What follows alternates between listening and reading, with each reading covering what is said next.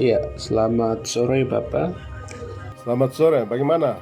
Apa tanggapan Bapak mengenai kunjungan Presiden Indonesia, Bapak Insinyur Joko Widodo ke Papua pada 30 Agustus 2022? Ya, saya pikir itu kunjungan itu kan normal toh.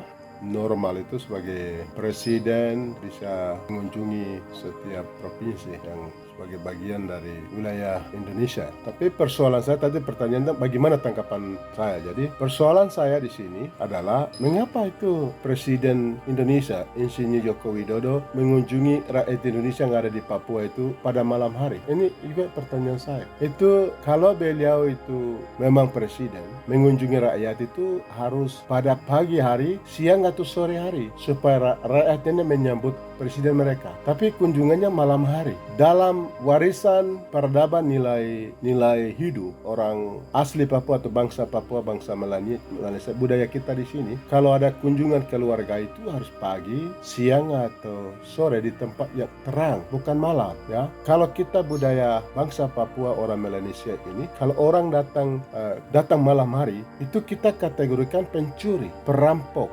pembunuh atau maling dan patut dicurigai orangnya. Saya pikir wajarlah kalau presidennya Indonesia kunjungi malam-malam, itu wajarlah karena Indonesia ini bangsa yang sedang sakit. Bangsa ini yang sedang sakit, sudah lama sakit ya. Karena Papua itu sudah menjadi seperti kanker ganas, tumor kronis atau menahun, batu kerikil, duri, luka membusuk dan bernanah di dalam tubuh bangsa Indonesia. Mengapa bangsa Indonesia ini sudah lama sakit dan menimbulkan penyakit-penyakit yang tadi saya sebutkan? Karena ada konflik Papua, sejarah konflik yang panjang sekali. Itu konflik terlama dan terpanjang di planet ini, di bumi ini. Karena Indonesia menerapkan sistem di Papua itu bernafaskan rasisme, fasisme, kolonialisme, imperialisme, kapitalisme, militerisme yang menyebabkan pelanggaran berat HAM selama 61 tahun sejak tanggal 19 Desember 1961, sejak keluarnya maklumat Trikora. Dan itu menimbulkan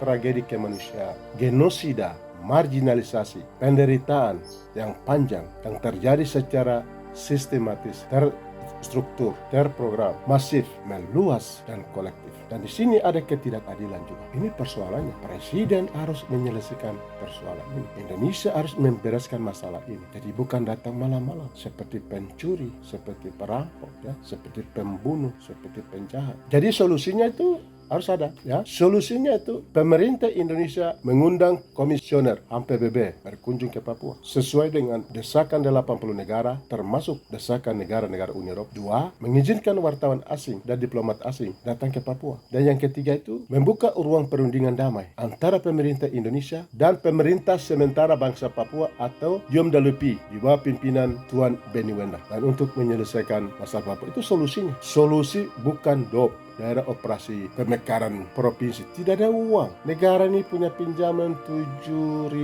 triliun. Negara sudah tergadai. Lalu mau bangun dengan apa? Ini. Jadi penguasa Indonesia Bapak Insinyur Joko Widodo jangan mengabaikan, jangan mengesampingkan substansi masalah. Lembaga Ilmu Pengetahuan Indonesia sudah menolong Indonesia, sudah menemukan atau sudah memetakan 4 akar persoalan. Perbedaan pandangan sejarah penggabungan Papua dalam wilayah Indonesia dan juga pelanggaran HAM, pelanggaran berat HAM, kejahatan negara dan juga marginalisasi penduduk asli Papua dan kegagalan pembangunan. Ini jelas. Sehingga pemerintah Indonesia tidak bisa menghindari kejahatan negara seperti ini. Kami paham seperti itu. Tapi saya sampaikan saran pada kesempatan ini, Bapak Presiden Republik Indonesia Insinyur Joko Widodo, kalau datang pada pagi atau siang hari, jangan datang malam hari. Kalau malam itu pencuri, itu perampok. Kami bangsa Papua itu bangsa yang bermartabat. Kami punya peradaban. Kami manusia punya harga diri. Datang siang hari supaya kami berbicara sebagai manusia yang bermartabat. Ini sangat memalukan. Kalau Bapak datang meresmikan